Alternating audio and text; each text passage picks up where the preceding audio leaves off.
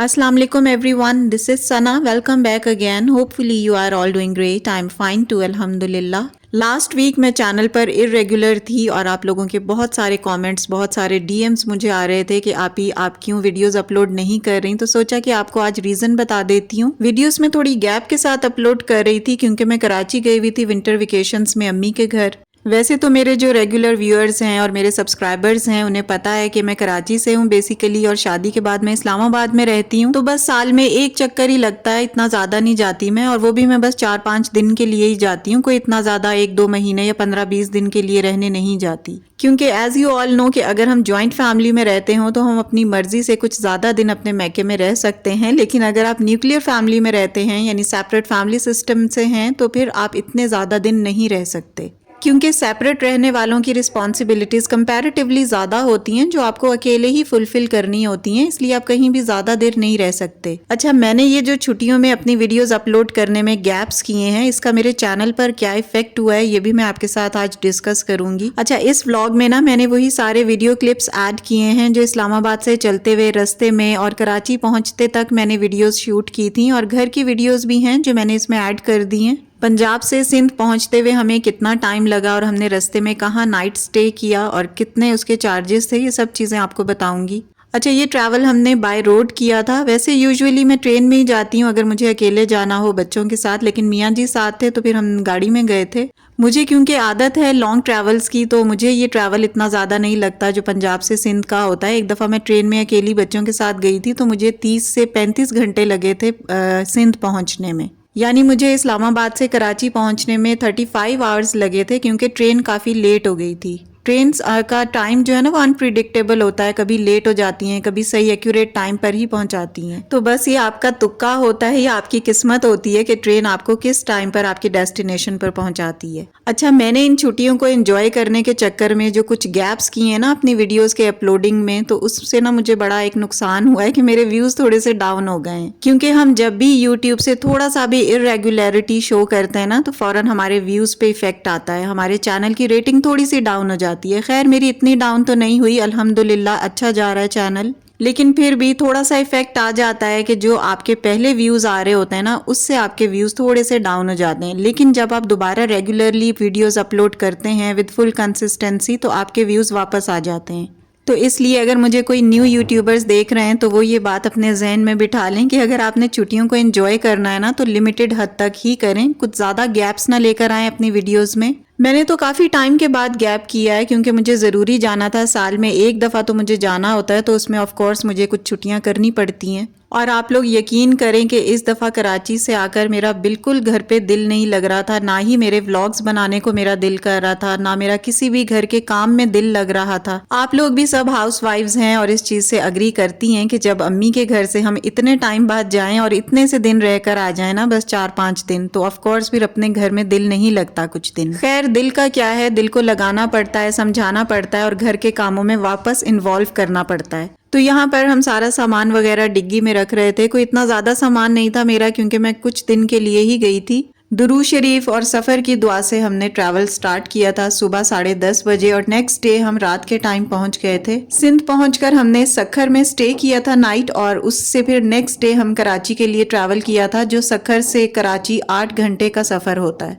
अच्छा, अपने चैनल पर वीडियोस अपलोड करने के जो गैप की बात हो रही है तो यहाँ मैं आपको ये भी मेंशन कर दूं कि मैंने ऑलमोस्ट 1 साल पहले भी अपने चैनल पर काफ़ी छुट्टियाँ की थी, और वो मैंने पूरे 1 मंथ के लिए की थी क्योंकि मैं उसमें बहुत ज़्यादा बीमार हो गई थी। मुझे टाइफॉइड हुआ था, और टाइफॉइड तो उसका 15-20 दिन का तो इंक्यूबेशन पीरियड होता है जिसमें आप बिल्कुल बीमारी की कंडीशन में होते हो और कोई काम वगैरह भी नहीं कर सकते, वीकनेस बहुत ज़्यादा हो जाती है। और उस वक्त my channel was at that stage के अगर मैं वीडियोस अपलोड ना करती ना तो डेफिनेटली मेरे चैनल की रेटिंग बहुत डाउन हो जाती, और ऐसा ही हुआ। मेरा चैनल पीक पकड़ रहा था उस वक्त, लेकिन मैं बीमारी की वजह से इतना मजबूर हो गई थी कि मुझसे कैमरा पकड़ा ही नहीं जाता था, ना मुझसे शूटिंग होती थी, ना मुझसे खाना खाया जाता था। मैं घर के जो फंडामेंटल्स है ना वो नहीं कर पाती थी, तो शूटिंग तो बहुत दूर की बात है। बेसिक काम ही मुझसे नहीं किए जाते थे। बच्चों के बहुत ज़रूरी जो काम होते हैं, खाना बनाना वगैरह, वो मुझसे नहीं होता था, तो व्लॉगिंग तो बहुत दूर रह जाती है। खैर उस वक्त मैं बीमारी से फाइट कर रही थी और मुझे मुसलसल 15 दिन हो गए थे कि मैं कोई काम नहीं कर पा रही थी, और उसके बाद 1 महीना और मुझे लगा रिकवरी करते हुए, और मेरा टाइफॉइड ना बहुत ज़्यादा प्रोलॉन्ग हो गया था। मैंने इतनी दवाइयाँ खाई हैं कि आपकी सोच है। मुझे एक दिन में 4 से 5 ड्रिप्स लगती थी, हर 2-2 3-3 घंटे बाद मुझे ड्रिप्स लग रही होती थी, और ना ही मेरी नींद पूरी होती थी। जब मुझे नींद आने लगती थी तो फिर ड्रिप का टाइम हो जाता था और फिर मैं उठ जाती थी। मियाँ जी ने मेरी बहुत हेल्प आउट किया मुझे इस ड्यूरेशन में, वही मुझे ड्रिप्स लगाते थे। अच्छा, पहले यहाँ पर मैं ये बता दूं, क्योंकि वीडियो क्लिप चल रहा है तो मुझे यहाँ पर आपको बताना पड़ेगा। सिंध के डिफरेंट एरियाज में ना ये रेस्ट हाउस आते हैं। क़यामत आम अगर आप ने ट्रैवल किया हो तो आपको पता होगा। यहाँ पर बात का एरिया भी है, आप थोड़ा सा स्टे करके थोड़ा फ्रेशन अप हो सकते हैं। इसके चार्जेस पहले 50 रुपीज़ थे, और जब हम कराची से वापस आ रहे थे ना तो 2025 स्टार्ट हो गया था, तो इन्होंने चार्जेस इंक्रीज कर दिए थे। सॉरी, पहले 70 रुपीज थे और 2025 के बाद इन्होंने फिर 100 चार्ज किया था पर पर्सन। तो ये है कि इस तरह के जो वॉशरूम्स होते हैं ना रास्ते में, स्पेशली यही यूज करने चाहिए। थोड़े से चार्जेस इनके होते हैं लेकिन वॉशरूम आपको बिल्कुल साफ सुथरे मिलते हैं। तो ये सक्खर का एक होटल था जहां हमने नाइट स्टे किया था, और यहाँ पर रहना हमें काफी कन्वीनियंट रहता है क्योंकि ये एक्सप्रेस वे यानी मोटरवे के ऊपर ही बना हुआ है। यहाँ पर स्टे करना हमें इसलिए आसान रहता है कि अंदरूने शहर हमें नहीं जाना पड़ता किसी अच्छे होटल की तलाश में, तो इसलिए हम यहीं पर स्टे करना प्रेफर करते हैं। अदरवाइज अगर हम सक्खर शहर के अंदर जाकर कोई होटल तलाश करें ना तो इसमें बहुत ज़्यादा हमें अंदर जाने और वापस आने में टाइम लगेगा। खैर यहाँ से हमने अपना ट्रैवल सुबह के टाइम पर स्टार्ट किया था और रात तक हम अल्हम्दुलिल्लाह कराची पहुंच गए थे। अच्छा, बात हो रही थी टाइफॉइड की, तो टाइफॉइड जब मुझे ज़्यादा हो गया था ना, एक्चुअली डॉक्टर्स को भी समझ में नहीं आ रहा था कि सीन क्या है। मेरे इतने ज़्यादा टेस्ट हुए थे, अल्ट्रासाउंड्स हुए थे, ब्लड टेस्ट मेरे बहुत ज़्यादा हुए थे, और ब्लड टेस्ट के लिए ब्लड दे दे के ना मैं बहुत तंग आ गई थी। अल्ट्रासाउंड भी मेरा हुआ, ब्लड टेस्ट हुए, मेरा एक्सरे हुआ, और इस तरह के काफ़ी स्कैन्स हुए थे, लेकिन अल्हम्दुलिल्लाह सब रिपोर्ट्स ठीक थी।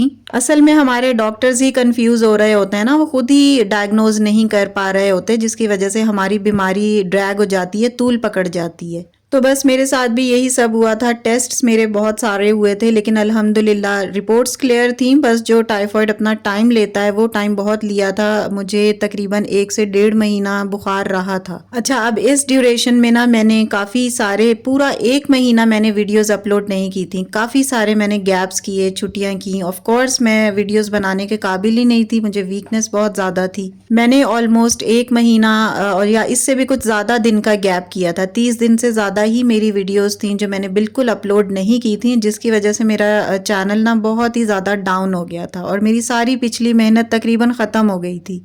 और जो भी क्रिएटर्स हैं या यूट्यूबर्स हैं उनको बहुत अच्छी तरह पता है कि चैनल हम किस तरह ऊपर लेकर जाते हैं और वो कितनी आसानी से नीचे आ जाता है। हम कुछ दिन का गैप करें तो हमारी वीडियोस जो हैं वो वायरल होना बंद हो जाती हैं, हमारे व्यूज़ ही नहीं आते, सब्सक्राइबर्स बढ़ने की बजाय कम होने लगते हैं। और ये सब चीज़ें ना स्टार्ट में होती हैं। एक दफ़ा जब आप ग्रिप पकड़ लेते हो ना अपने चैनल की, तब आपके व्यूज़ जो हैं वो रेगुलर रहते हैं, कंसिस्टेंट रहते हैं और आपके सब्सक्राइबर्स भी कम नहीं होते। एनी हाउ, टाइफॉइड में मैंने ऑलमोस्ट 35 डेज तक बिल्कुल एक भी वीडियो अपलोड नहीं की, ना ही मैंने कोई शॉर्ट अपलोड किया, जिसकी वजह से मेरा चैनल बहुत डाउन हो गया था। लेकिन जब मुझे रिकवरी हुई तब मैंने आहिस्ता आहिस्ता करके अगेन वीडियोस अपलोड करना स्टार्ट की। And at that time I was too much demotivated and disheartened कि अब मैं क्या करूं, मैं चैनल को करूं कंटिन्यू या नहीं करूं। मैंने काफ़ी दफ़ा छोड़ा कि अब मैं सोचा कि मैं रहने देती हूं, अब चैनल को छोड़ देती हूं। लेकिन फिर मैंने ये सोचा कि मैंने इतनी मेहनत की है, आप यकीन करें हाउसवाइफ होने के नाते हमें इतने सारे काम होते हैं जिनको छोड़कर हम अपने एक साइड का काम कर रहे होते हैं, वीडियोस शूट करते हैं, अपलोड करते हैं, और वॉइस ओवर में इतना टाइम लगता है। एडिटिंग मैंने सीखी थी, खुद से मैंने सीखी थी और अपनी बेटी से सीखी थी थोड़ी सी। फिर मैंने ये सोचा कि मैंने इतनी मेहनत की है तो क्यों ना मैं थोड़ी सी और मेहनत करूं, तो हो सकता है मेरा चैनल जो है वो मोनेटाइज हो जाए। तो अल्हम्दुलिल्लाह मैंने दोबारा मेहनत की, स्ट्रगल शुरू की और मेरा चैनल फिर कुछ मंथ्स के बाद ही मोनेटाइज हो गया था अल्हम्दुलिल्लाह। और जब मेरा चैनल मोनेटाइज हो गया ना तब मेरी एडसेंस पिन का बहुत मसला हो गया था। मेरी एडसेंस पिन नहीं आ रही थी। वो भी एक लॉन्ग स्टोरी है, वो किसी व्लॉग में आपके साथ इंशाल्लाह ज़रूर शेयर करूँगी। अपनी यूट्यूब जर्नी और अपनी स्ट्रगल का इंशाल्लाह मैं एक व्लॉग बनाऊंगी, जिसमें आप अगर न्यू यूट्यूबर्स हैं तो आप काफ़ी कुछ उसमें सीख सकते हैं कि आपने क्या करना है और क्या नहीं करना। डू एंड डोंट्स मैं उसमें आपको सब एक लिस्ट वाइज बताऊंगी, ताकि जो गलतियां मैंने की हैं ना वो आप ना करें। आपको पहले से ही मैं बता दूं कि ये चीज़ें आपने करनी है और इन चीज़ों को अवॉइड करना है। अल्हम्दुलिल्लाह मेरी एडसेंस पिन भी आ गई थी और उसके बाद मेरी जो अर्निंग आई थी ना वो भी मेरी माशाल्लाह काफ़ी जल्दी आ गई थी और बहुत अच्छी अर्निंग आई थी। मेरी जो फर्स्ट मेरी पेमेंट थी, अपनी फ़र्स्ट इनकम का भी मैं इंशाल्लाह ज़रूर व्लॉग अपलोड करूँगी। अभी बस मैं कुछ मेरे टॉपिक्स हैं जो पाइपलाइन में हैं उनको मैं जल्दी से कवर अप कर लूँ, फिर उसके बाद मैं इंशाल्लाह अपनी फ़र्स्ट इनकम का व्लॉग ज़रूर अपलोड करूँगी। तो बस ये कुछ चीज़ें थी जो काफ़ी टाइम पहले मेरे माइंड में थी कि मैं आप लोगों के साथ डिस्कस करूंगी। मैंने कब कब चैनल को छोड़ा और उसकी वजह से मुझे किन कॉन्सिक्वेंसेस का सामना करना पड़ा, उसका आउटपुट क्या था। और अगर आप अपने चैनल पर रेगुलर वीडियोस अपलोड कर रहे होते हैं, अचानक आपके काफ़ी सारा गैप आ जाता है, जैसे मेरे चैनल में आ गया था 1 से 1.5 महीने का, तो आपके चैनल पर क्या इफेक्ट होता है। तो ये कुछ चीज़ें थी जो मैंने आपको बतानी थी। और अगर मैं ये गैप बिल्कुल ना करती ना तो अभी तक मेरा चैनल और ज़्यादा पीक पर होता। अभी भी अल्हम्दुलिल्लाह मेरा चैनल बहुत अच्छा जा रहा है आप लोगों की दुआओं से और आप लोगों की सपोर्ट से। इसी तरह अपनी आप ही को सपोर्ट करते रहें। आप लोगों के बहुत प्यारे प्यारे से कमेंट्स मैं डेली रीड करती हूँ, कोशिश करती हूँ कि उनका रिप्लाई भी करूँ, लेकिन कभी कभार बिजी होने की वजह से नहीं कर पाती। और आप लोगों का मेरे साथ ये लव और अफेक्शन ही है जो मुझे अच्छे अच्छे और लर्निंग टॉपिक्स आपके लिए सर्च करने का मौका देता है और मैं दिल से आप लोगों के लिए व्लॉग्स बनाती हूँ और अच्छा कंटेंट लाने की कोशिश करती हूँ। अच्छा, जब मुझे टाइफॉइड हुआ था ना तब भी काफ़ी सारी मेरी सिस्टर्स के मुझे कमेंट्स आते थे, डीएम्स आते थे कि आप कहाँ हैं, आपकी वीडियोस क्यों अपलोड नहीं हो रही, आप खैरियत से तो हैं। तो अपनी ऑडियंस की वजह से ना मैंने स्पेशल एक वीडियो भी बनाई थी जो अभी मेरे चैनल पर मौजूद है। अगर आप चाहते हैं तो जाकर विजिट कर सकते हैं। उसमें मैंने सारी डिटेल बताई थी कि किस तरह मुझे टाइफॉइड हुआ और कौन कौन से मेरे टेस्ट हुए और मेरी रिकवरी किस तरह हुई। अच्छा, इससे जो पहला क्लिप था ना उसमें जो घर आपको नज़र आ रहा था वो कराची में मेरी सिस्टर का घर है और वहाँ से हम सब ना बीच पर आए थे। हॉक्स बे इसके घर के करीब ही है और मैं कराची में गुलशन इकबाल में रहती हूँ, वहाँ से हॉक्स बे बहुत दूर है। लेकिन मेरी सिस्टर जिस एरिया में रहती है ना उसका नाम मुशर्रफ कॉलोनी है और वहाँ से हॉक्स बे काफ़ी करीब पड़ता है। तो इसलिए जब मैं उसके घर गई थी ना तभी हमने यहाँ विज़िट किया था। हॉक्स बे के अलावा और भी बहुत सारे बीचेस हैं कराची में। अगर आप कराची में रहते हैं तो आपको इन बीचेस का पता होगा। गोल्डन बीच है, हॉक्स बे है, गिडानी है, किमाड़ी है, मनौड़ा बीच, पैराडाइज पॉइंट, सैंड स्पिट बीच और इसके अलावा टर्टल बीच वगैरह। इसके अलावा और भी बीचेस हैं। अच्छा, ये जो बोट आपको नज़र आ रही है ना इसमें आयशा, हानी और उसके कुछ कजन्स भी बैठे थे। तो मैं तो आयशा और हानी को बिल्कुल अलाउ नहीं कर रही थी। मुझे बहुत डर लगता है समंदर की लहरों से और इनफैक्ट डरना भी चाहिए। और मैं अपनी बच्चियों को बिल्कुल अलाउ नहीं कर रही थी, बल्कि अपने भांजों और भतीजों से भी कह रही थी कि आप बिल्कुल यहाँ ना बैठो। लेकिन बच्चों ने बहुत ज़्यादा ज़िद की तो ये लोग सभी बैठ गए थे, लेकिन मैं नहीं बैठी थी। मुझे बहुत ज़्यादा डर लगता है इससे। इसके अलावा ना बीच पर ऊंट और घोड़े की सवारी और इसके अलावा छोटी छोटी गाड़ियां होती हैं जिस पे बच्चों को सवारी करवाई जाती है। तो यहाँ पर आना बहुत ही मज़े का एक एडवेंचरस ट्रैवल होता है या विजिट होता है कह लें। और मेरी जो छोटी वाली सिस्टर है ना हीरा, वो भी यहाँ पर बैठी हुई थी, मुझे भी फोर्स कर रही थी लेकिन मैं नहीं बैठी। लेकिन ओवरऑल बीच पर आना, यहाँ रहना बहुत मज़े का काम लगता है और स्पेशली सनसेट और सनराइज को देखने से ना आपका डिप्रेशन और स्ट्रेस लेवल बहुत डाउन हो जाता है। साइकेट्रिस्ट और साइकोलॉजिस्ट इस चीज़ को रेकमेंड करते हैं कि आप साहिल पर आकर बैठें तो आपकी जितनी भी टेंशन्स और परेशानियां हैं ना वो आहिस्ता आहिस्ता ख़त्म होती जाएंगी, एटलीस्ट कम होती जाएंगी। और ये देखें, सनसेट तक हमने यहाँ पर टाइम स्पेंड किया था और इसमें बहुत मज़ा आता है, दिल को बहुत सुकून मिलता है साहिल समंदर पर।